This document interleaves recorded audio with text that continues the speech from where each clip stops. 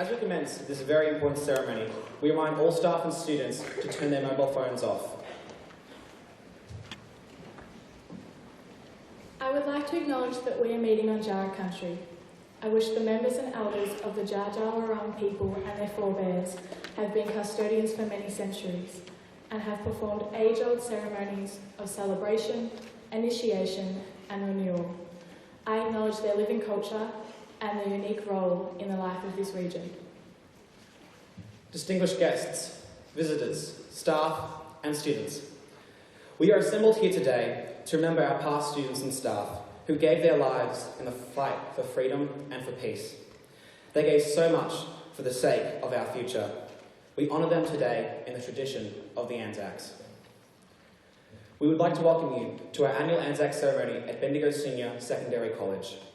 I am Matthew Sievers, President of the Student Council, and this is Darcy Andrea, the Vice President.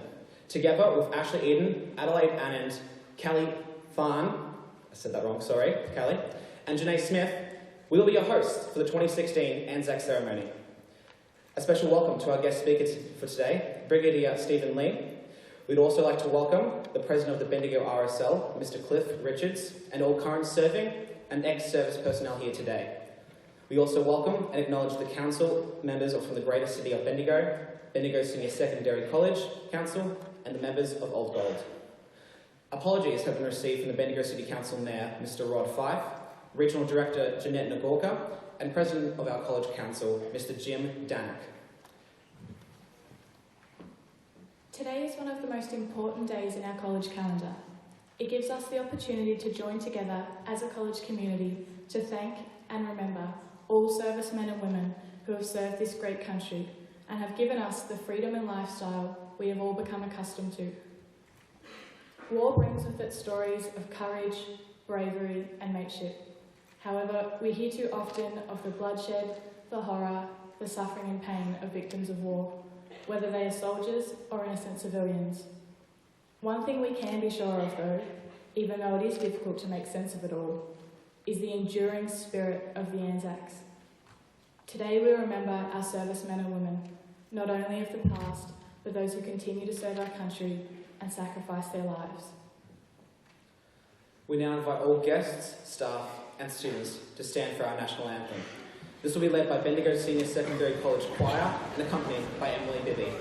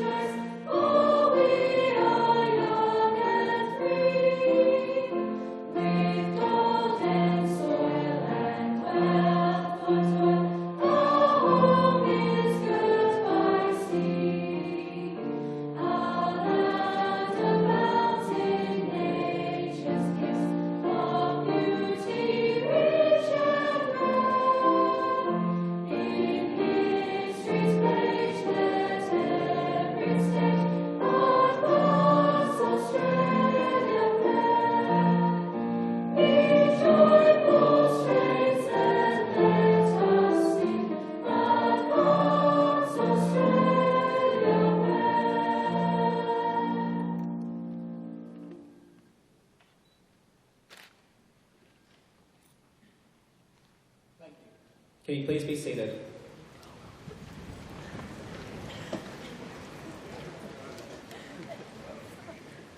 Anzac stands for Australian and New Zealand Army Corps. On the 25th of April 1915, Australian and New Zealand soldiers formed part of the Allied expedition that set out to capture the Gallipoli Peninsula. These became known as Anzacs, and the pride they took in that name continues on to this day. So why is this day special to Australians? On the morning of April 25th, 1915, the Anzacs set out to capture the Gallipoli Peninsula in order to open the Dardanelles waterway to the Allied navies. The objective was to capture Constantinople, now known as Istanbul in Turkey, as Constantinople was the capital of the Ottoman Empire, an ally of Germany. The Anzacs landed on Gallipoli and met fierce resistance from the Ottoman Turkish defenders. Their plan to knock Turkey out of the war quickly became a stalemate, and the campaign dragged on for 8 months. It is for this reason we remember the Anzacs. I now would like to invite our principal, Mr. Dale Pearce, to come forward and officially welcome and thank our guests and students. Please make him welcome. Thanks, Malcolm and Darcy. My comments will be reasonably brief. I'd also like to welcome councillors from the City of Greater Bendigo, members of our College Council, representatives of our Education Department, and a particular welcome this morning to our former students, former members of our Old Gold group and members of our alumni. It's wonderful to have you back here with us, members of staff, and in particular students, including those students who will be watching this via stream vision back into the foyer and perhaps in other places as well. A particular welcome and thank you to Brigadier Stephen Lee for agreeing to be our guest speaker this morning, and to Cliff Richards from the RSL. Somewhere sitting in the audience, I think I can see you, Lisa Gallatley. Thank you in particular for your work in supporting our ceremony each year. It is much appreciated. This is a very important occasion. Anzac Day is a very important day because, to me, it's a wonderful opportunity to reflect and to pay our respects. These sorts of occasions, the formal occasions when we gather together like this, and the formality of the proceedings and what will happen next Monday here in Bendigo and around Australia, really do give us pause to reflect on who we are individually and who we are collectively, who we are as a nation.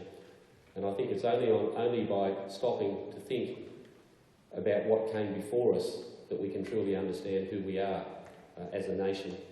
And I've always been proud in my years here to take part in this particular ceremony and on a really regular basis to walk into a place like James King Hall and to look up at those honour boards that list the names of students who served in the First and Second World Wars. They're an important symbol for us and a daily reminder for our college of what came before us. And I encourage students in particular, as you move into James King Hall for whatever reason, to turn the next time, if you haven't really taken much notice, turn and have a look at what's on the back wall and just stop and think, look at how many names there are. Look at those names, because many of them are long-held Bendigo names. Families that have been here and have been prominent parts of our community for decades. And look at the asterisks, those that are marked as people who didn't return from those wars. And think about the age of those people, and think about their families and the impact that their contribution had on their families. And not just in those wars, but in others more recently. I know that gathered here today as well, we have former students who served in many places, including Vietnam, and we've had occasion to feature those guest speakers from those areas of war on past Anzac Days. They're very important to us. So thank you all very much for coming along. Can I, because it's very often difficult at the end of such ceremonies, can I thank the members of staff from our college who have done the work to organise today, not just to Matt on my right, but to Anne-Marie Burgess, who's hiding up the back somewhere in one of the booths, just making sure that everything is going well, to Pam Hayden, who's provided support for her, and to the many other staff who've contributed to the organisation of today, and also to our students, to those sitting on my left, who will have speaking roles this morning, and to the students gathered on the right, as well as those who have assisted as ushers and organisers of today's ceremony. Can I encourage everybody here, while we're having our ceremony on Thursday the 21st, to think of next Monday and encourage as many of you as possible to join me and others at either the dawn service and or the 11 a.m. service in Pall Mall at the RSL Hall, where we have a wonderful opportunity as a community to recognise and pay respect to those who have come before us. Thank you again for your attendance this morning, and I'm going to hand back, I think, to Matt or Darcy.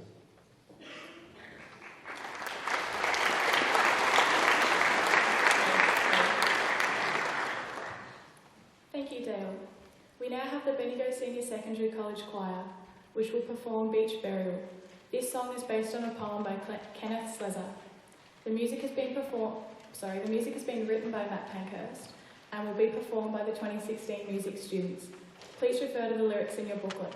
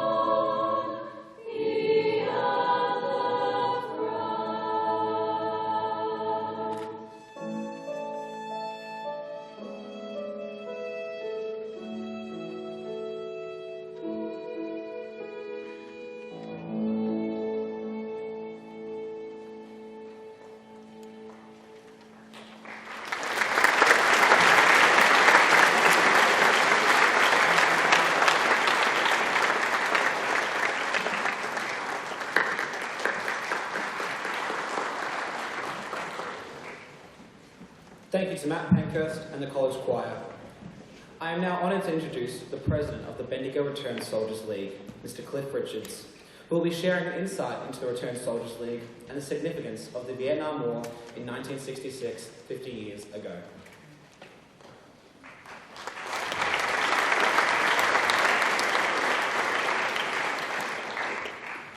At the breaking of dawn on the 25th of April, Bendigo will gather to commemorate and to remember the first Anzacs. Families will be at this service to pay tribute to current and former members of the Australian Defence Force members and their allies for their courage and devotion during the time of duty at war and conflict. The first Anzac Day service in Bendigo was held on the 25th of April 1916 in the All Saints Church in Forest Street, where parishioners gave thanks on the anniversary of the landing of Gallipoli.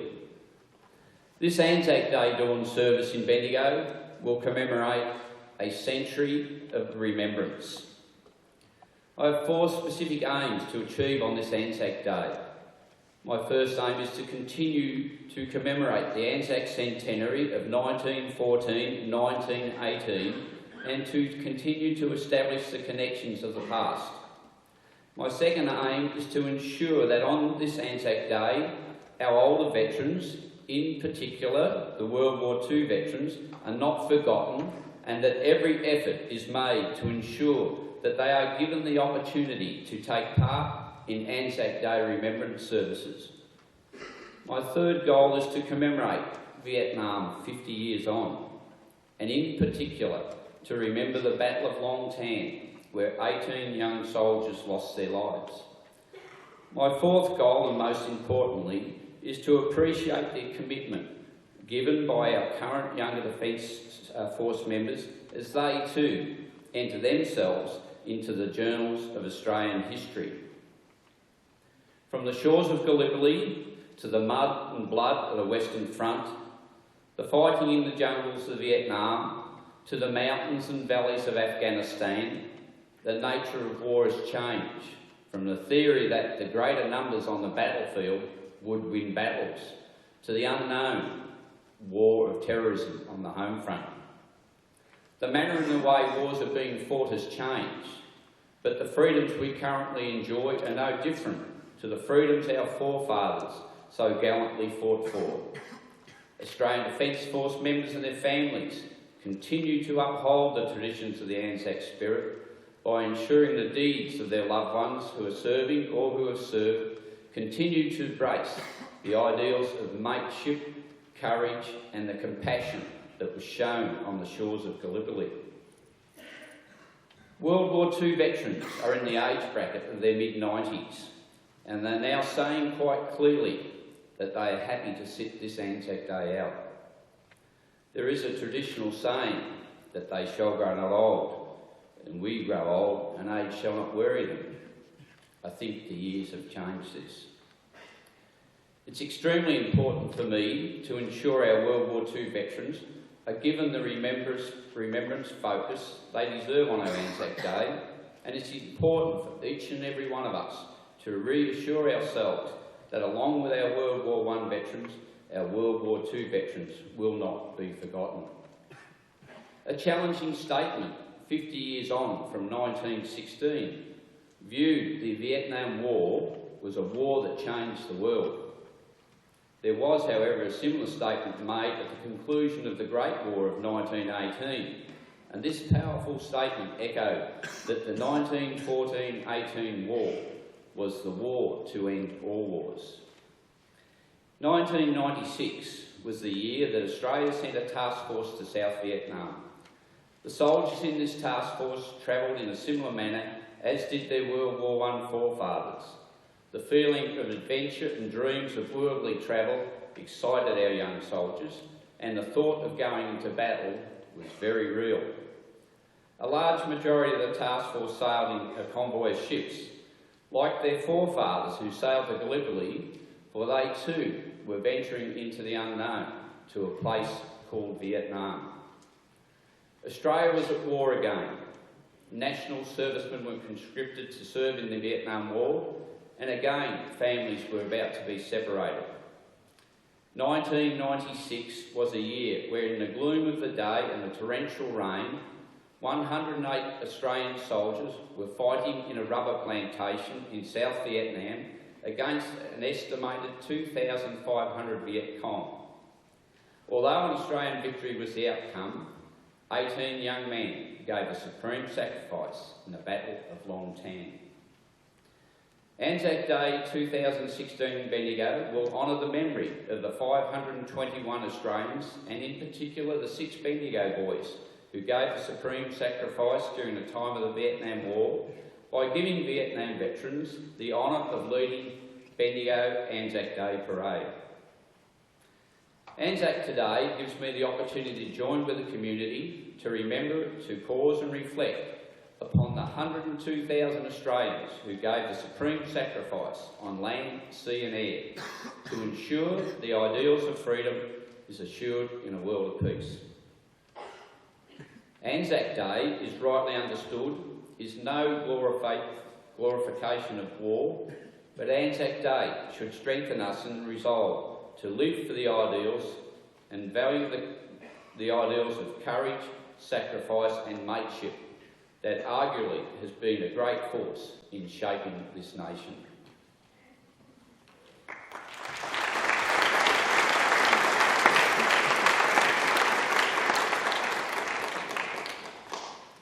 Thank you, Mr. Richards, for inspirational words and joining us here today during this busy time of year. Today's guest speaker is Brigadier Stephen Lee, whom I am very fortunate to introduce to you.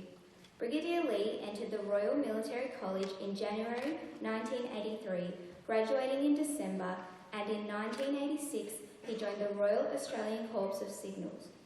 He completed the majority of his junior military career in the Australian Army Land Command at Fort Queenscliff in 1998. Upon completion, he was posted as the Australian Exchange Officer to the US Army Signals Centre in Fort Gordon, Georgia, for duty as a project officer in the US Army Battle Command. For his service, he was awarded the US Meritorious Service Medal. He was then promoted to Lieutenant Colonel upon his return to Australia in January 2001. He was posted as the Communications and Information Systems and Electronic Warfare at the Combined Arms Training and Development Centre in Puckapunyal. In December 2001, he assumed command of the 7th Signal Regiment. Following his command appointment, he was posted as the Staff Officer on the Australian Defence Staff in Washington in 2004. Returning to Australia in January 2007, he was then promoted to Colonel and appointed to the position of Director of Capability Management. Brigadier Lee was selected as the first commandant of the Defence Command Support Training Centre and took up his appointment in January 2009. For his service, Brigadier Lee was appointed a member of the Order of Australia in the Military Division in the Queen's Birthday Honours List 2012. In January 2012, Brigadier Lee was posted back to Washington, initially as the Acting Director General Operations Reform, and then following his promotion to Brigadier in May 2012 as the Director General Organisational Reform CIO Group. Brigadier Lee retired from the Australian Defence Force in October 2014 after over 31 years of service. Brigadier Lee has had operational experience in Rwanda and Iraq. For his service with the United Nations, Brigadier Lee was awarded the US Bronze Star Medal. Please make welcome Brigadier Stephen Lee.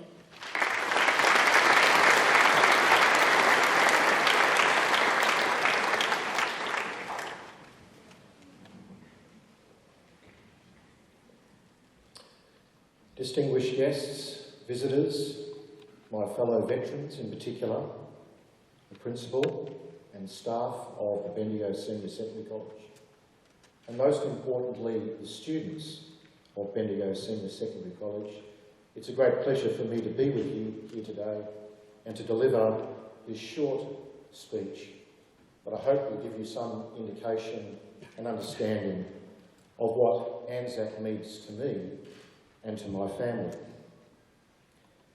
The primary object of Anzac Day, which is our National Day of Remembrance, is to commemorate, in other words, to preserve the memory of the 100,000 and more Australian men and women who laid down their lives for their country.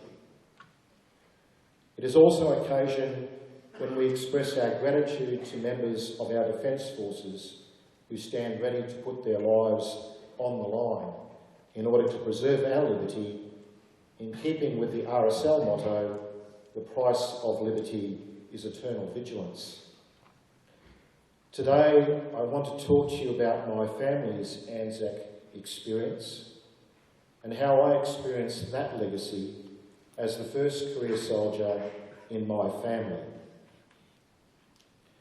Although the Anzac tradition formally began at Gallipoli in April 1915, important contributions to this legacy began before that date. Specifically, Australia's commitment to the Boer War, which ran from 1899 to 1902, and therefore ran over the time of federation of this nation, was a significant crucible in the forming of the Australian Army and its traditions. My great-grandfather, John Lee, served in that war and apparently got so seasick on the way over to South Africa that he declined the offer to return when the opportunity presented itself. It was 6 months later that he picked up the courage to jump back on a ship and return to Australia. John was a single young man of 23 years old when he left the farm and joined his mates in South Africa for what I'm sure was one of the great adventures of his life. However, it is the events at Gallipoli that fire most our sentiments and make us think of the tragedies that befell our young soldiers there, of their courage and sacrifices, and how this lit the spark of the Anzac spirit and changed our nation forever. Our nation's experience at Gallipoli began when 16,000 or so young soldiers were rowed to the beaches at Gallipoli on the 25th of April 1915. Even before they reached the beaches, it became obvious they'd been asked to do the impossible. And on that first day, approximately 2,000 of them were killed or seriously injured. One of them was my great-uncle, Felix Vague, who was shot while approaching the shore in a landing boat, and his body was never recovered. However, against all odds, his mates secured a foothold on the peninsula, and with time and with more Anzacs joining them, they went forward through what must have been hell on earth, and through their unqualified courage, endurance and mateship, established the Anzac legend for us all. Australians who survived Gallipoli sailed to France and continued to serve their country mainly on the Western Front. Our losses there were unimaginable. One of those lost was another of my great-uncles, Loftus Bocker, who was killed on the 20th of September 1918, just 7 weeks before the end of the war. Extraordinary sufferings were inflicted on all participants at the front, but in proportion to its population, Australians suffered most in terms of serious injuries and death. Nevertheless, the Anzac spirit was again prominent on the Western Front, as was our soldiers' love of their country. So how has this influenced me in my journey through a career of over 30 years as an Australian soldier? Well, I think the first thing to say is that although a number of my family experienced war, there was no family history of career soldiering that compelled me to join up. I heard only snippets about my family's collective experience of war when I was young, but this was nothing unusual for many families around Australia. Often the trauma experienced and the friends lost meant that many veterans were unwilling to share their experiences, even with those closest to them. However, I was shy at school, and I was looking around for something that would bring me out of myself and enabled me to experience leadership roles. The Army and becoming an officer presented a good opportunity to achieve all of this. I had a very fortunate career, which provided me with many opportunities. Among these was the opportunity to complete an honours degree in science and an opportunity to serve with the British Army and the United States Army in West Germany and the United States respectively.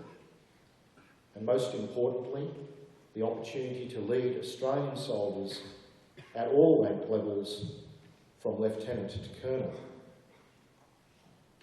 But by far the most satisfying privilege I was given was the honour to command Australian troops on operations overseas.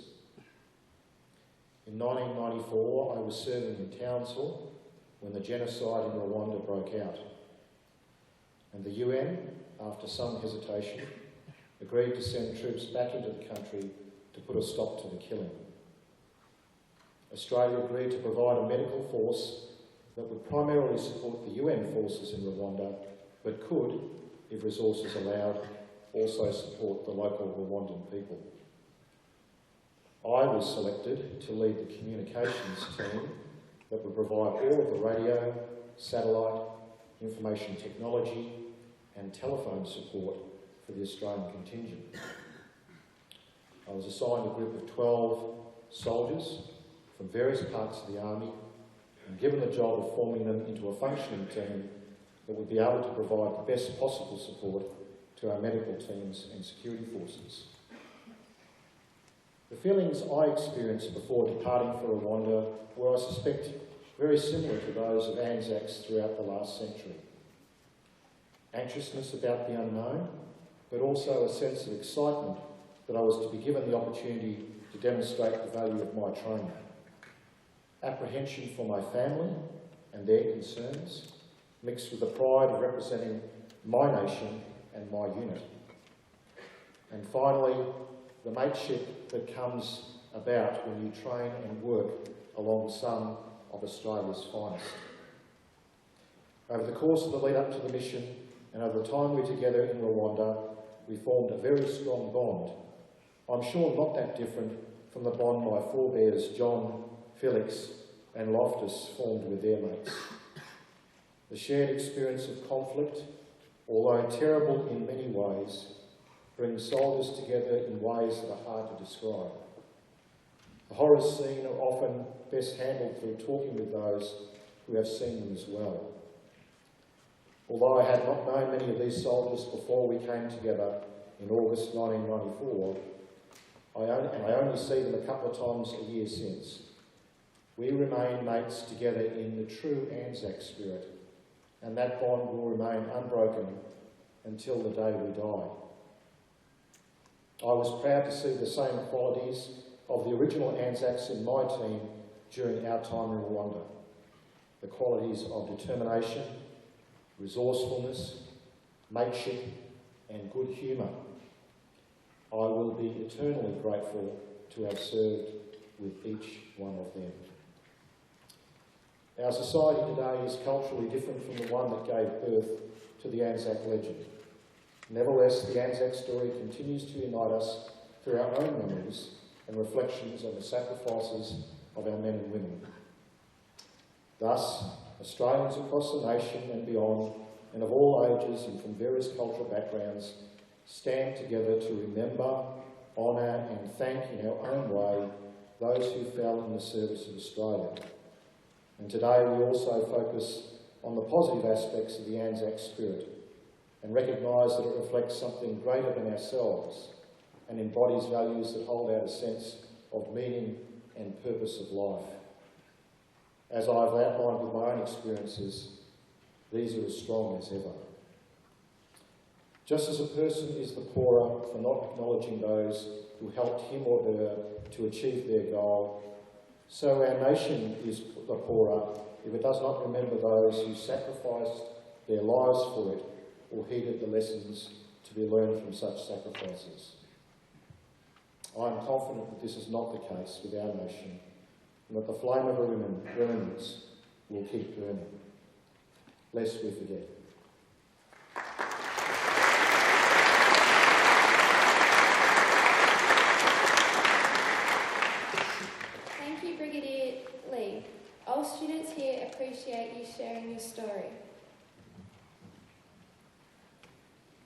We will shortly ask you to stand whilst the ode is recited. The ode is the fourth verse of Lawrence Binier's poem For the Fallen, and is traditionally included in Anzac services. The words, "Lest we forget," are not part of the poem, but rather a response to the beautiful, thought-provoking words. When you hear the words, "Lest we will remember them," please respond with, "Lest we forget." The last post is a trumpet or bugle call sounded in the barracks and other military installations at 10 p.m. each night to mark the end of the day's activities. It is also sounded at military funerals and other commemorative services to indicate that the soldier's day has drawn to a close. Bendigo Senior Secondary College student Amber Bittner will play the last post at our ceremony today. Silence for 1 minute is included in the Anzac ceremony as a sign of respect. It offers a time for reflection on the significance of the ceremony. We ask you to observe silence during this time. Observation of the minute silence first occurred in Adelaide at 9 a.m. in 1916 on the first anniversary of the landing at Gallipoli. After 1 minute silence, the flag is raised from half-mast to masthead as the rouse is sounded. When the rouse begins, we ask that you raise your head and look towards the screen for the raising of the flag. Traditionally, the rouse called the soldiers to arise, ready to fight another day. I now ask everyone to please stand for the ode.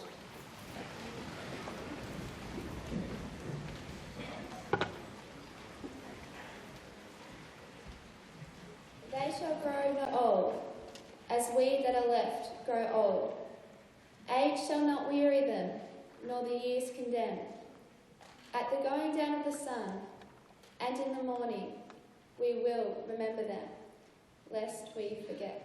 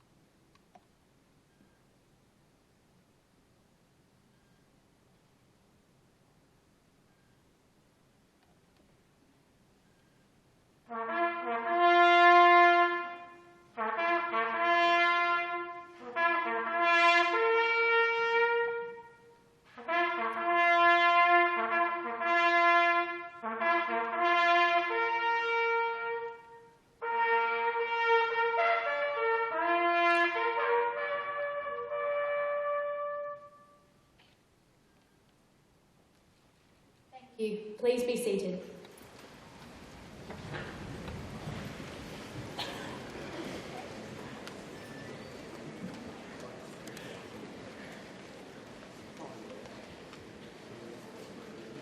We now give thanks to all those who have served and continue to serve this great country of ours. We are particularly thankful for the enduring spirit of Anzac that continues today in times of hardship, such as droughts, cyclones, floods, and bushfires. We are grateful to those Australians who come together to rescue, ease suffering, provide food and shelter, look after one another, and to ensure victims are not alone.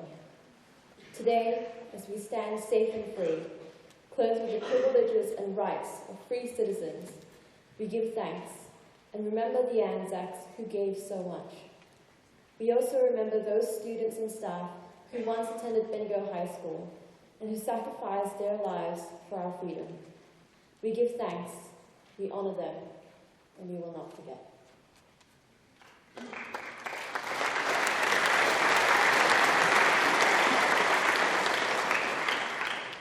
World War I impacted heavily on the school community, and it was later said the victory has been dearly bought and that the bitter price paid by our oldest Bendigo families for the boon of liberty. We lost a large number of men and women from Bendigo in World War I and in World War II.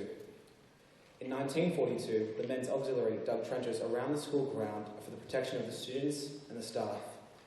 Mr. F. Smith, Bendigo High headmaster, in 1945 said, "The school's loss is a nation's loss, for these young men who have given all had so much to give." In 1956, they began construction of the memorial steps. We traditionally lead a memorial walk up the memorial steps at the front of the school. The memorial steps were dedicated in 1957 as a memorial to those members of the school who served and suffered, that our way of life might be preserved. It is a tradition of the college that each year the student body walks up the steps as a gesture of respect in commemoration of the fallen. The plaque at the bottom of the steps reads, "This memorial is erected to remind all who pass this way of those who served and suffered, that our way of life might be preserved." We will shortly invite the student body and staff to join the President of the RSL, Mr. Cliff Richards, and Bendigo Senior Secondary College Principal, Mr. Dale Pearce, in a ceremonial walk. If you are unable to join in today, please consider this when you next walk up the front steps of our college. We would like to thank our special guests for their attendance here today and invite them to join our student council members for morning tea in the theatre shortly. Thank you to the nurses representing the Anzac nurses who served 100 years ago, Year 11 students Becky Dodson and Keely Rook from Crusoe College. In addition, our cadets here today of Corey Wilson, Michael Mortodic and Brendan Fry, who will lead the ceremonial walk. Our final item for the service will be Reflections on Long Term. This piece has been written by Matt Pankhurst and the 2016 music students. As you leave the theatre, the names of the veterans who lost their lives in World War II for country from Bendigo will be shown on the screen above. For the students and staff wishing to join in the ceremonial walk, please follow our principal, Mr. Dale Pearce, RSL President, Mr. Cliff Richards, outside the theatre opposite E-Block, and quietly make your way for the ceremonial walk up our college memorial steps. We asked that the students seated out in the foyer area to leave first. They'll then be followed by the guests on the top floor area of the theatre. Please remain seated until you're directed by a student council or a staff member for your area to exit. Thank you all for your attendance and participation in this important ceremony today. Lest we forget.